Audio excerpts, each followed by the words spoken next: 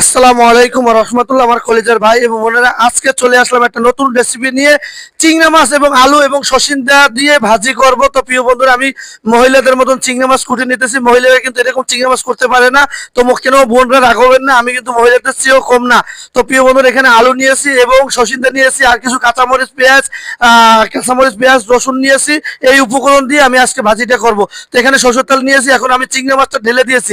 চিংড়া মাছটা ভাজা হয়ে গেছে। এখন আমি পেঁয়াজ, মরিচ, রসুন এগুলো দিয়ে দিছি। তো এখানে এটাও ভাজা হয়ে গেছে। ভাজা হয়ে আমরা আলুটা দিয়ে দিছি। আলুটা এখন আমরা লাড়াই নিতেছি। আলুটা লাড়ানো শেষ।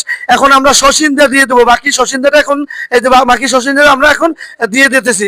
বাকি সসিন্দা দিয়ে আমরা সুন্দর করে লাড়িয়ে নেব। সুন্দর করে লাড়িয়ে নিয়ে মিশিয়ে দেবো। মিশিয়ে দিয়ে সুন্দর করে মিশিয়ে দেবো। মিশিয়ে দিয়ে এখন একটু হলুদ দিয়ে দেবো। উপরে উপরে হলুদটা দিয়ে লাড়া দেবো না। এরপরে একটু লবণ দেবো। লবণ দেওয়ার পর একটু জিরা বাটা